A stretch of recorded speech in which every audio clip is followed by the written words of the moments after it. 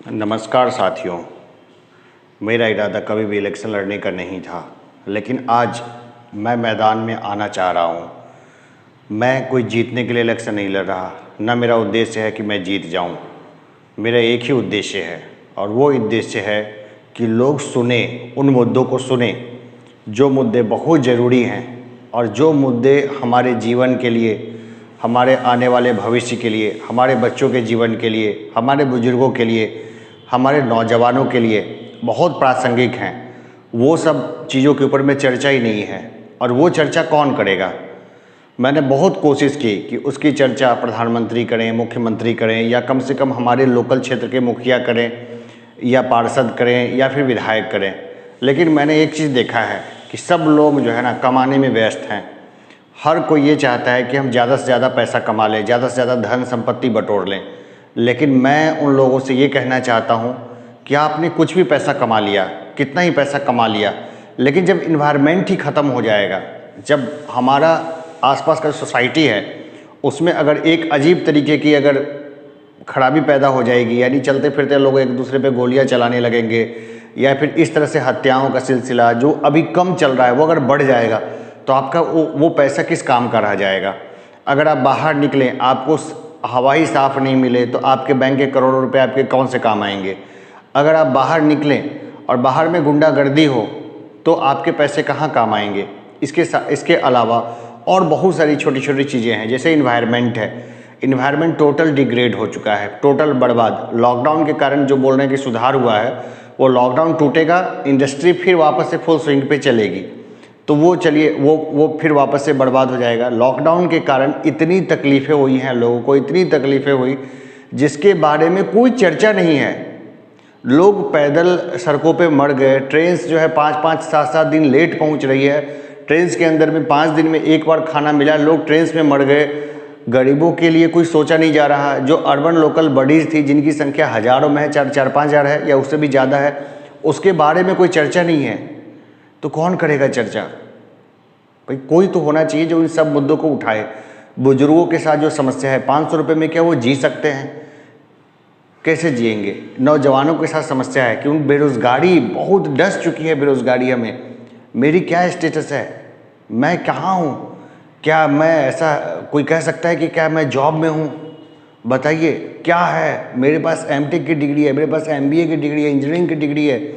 इसके अलावा भी मैंने जितनी जगह अप्लाई किया है, सारा चीज़ कहीं ना कहीं फाइनल में कुछ ना कुछ लोचा करके लटका दिया गया है।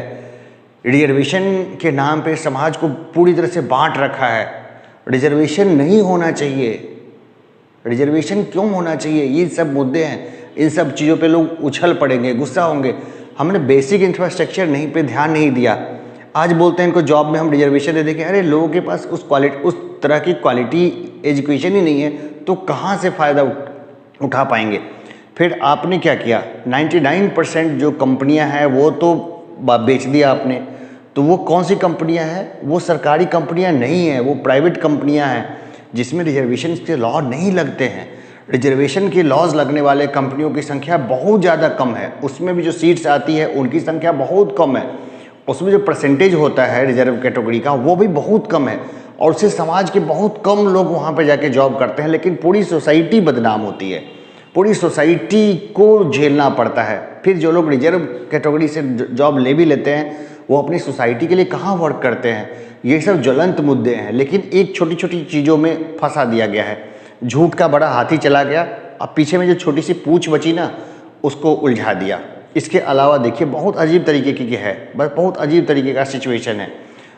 मैं बात करना चाहता हूँ पर्यावरण के ऊपर में, मैं बात करना चाहता हूँ रोजगार के ऊपर में। मैं विकास की बात नहीं करना चाहता, विकास की एक पूरी रूपरेखा लेके आना चाहता हूँ, एक पूरा सिस्टम, एक पूरा मॉडल जिसमें मैं विकास को बताऊँ। मैं बताना चाहता हूँ कि अगर मैं समस्तीपुर में हूँ तो समस्तीपुर में विकास कैसे हो सकता है, वो डेवलपमेंट हम कैसे करें और उसका मॉडल क्या हो और किस तरह से हम उसको इम्प्लीमेंट करें। किस तरह से मेरा आज का प्लान हो, अगले महीने का प्लान हो, 1 साल का प्लान हो, 2 साल का प्लान, 3 साल का प्लान, 4 साल का प्लान, 5 साल का प्लान।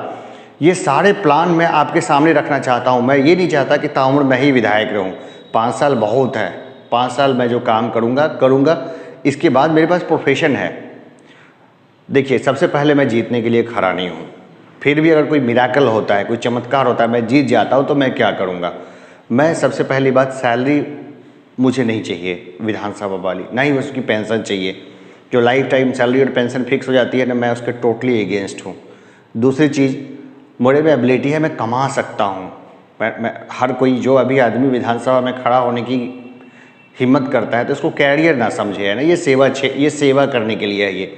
तो मुझे लगता है कि मैं अपना खर्चा निकाल सकता हूँ। कहाँ से निकाल लूँगा? तो मैं टीच करूँगा, बहुत सारे लोगों को टीच करूँगा, ऑनलाइन ऑफलाइन टीच कर सकता हूँ। तो कम पैसे में मैं बढ़िया एजुकेशन दे सकता हूँ, और वहाँ से बहुत कम, दाल में नमक के बराबर, और उससे मेरा खर्चा बहुत आराम से चल जाएगा। दूसरा चीज़ ये है कि मुझे और कुछ करने की ज़रूरत ही नहीं है। मैं सिर्फ डेवलपमेंट के प्लान्स उसको इम्प्लीमेंट करूँगा, और मैं चाहूँगा कि सभी लोगों की आवाज़ मैं बनूँ, और सभी लोगों की, और ये जो है ना, सोसाइटी में जो बहुत सारे जो अलग अलग जो पॉइंट बन गए हैं, ये सब को मिला के मैं एक कर देना चाहता हूँ, सब मिल के हो जाएं एक। तो चलिए, अभी जितने पॉलिटिशियंस हैं जनरली सारे बुजुर्ग हैं, उनकी समस्या हमारी समस्या नहीं है, उनकी समस्या अलग है। उनको बीपी की प्रॉब्लम है, वो ब्लड शुगर से परेशान है, वो हेल्थ की समस्या से जूझ रहे हैं, कहाँ से शासन ठीक से चला पाएंगे। उनमें भाई भतीजावाद, जातिवाद बहुत गहरे तक जमा हुआ है, उनके अंदर निकला नहीं है। ये सब चीज़ है, ऊपर से भले कुछ भी हो जाए, लेकिन अंदर से सब में चल रहा है चीज़। लेकिन हमारे नौजवानों के पास जो समस्या है, वो सबसे बड़ी समस्या ये है कि हमारे ऊपर बहुत सारी जिम्मेवारी है।